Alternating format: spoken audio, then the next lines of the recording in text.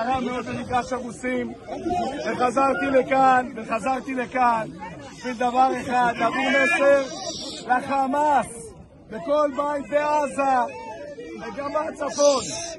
בכל בית בעזה ובצפון יש תמונות של הר הבית, יש תמונות של ירושלים, ואנחנו אומרים להם: ירושלים שלנו, שער שכם שלנו, הר הבית שלנו.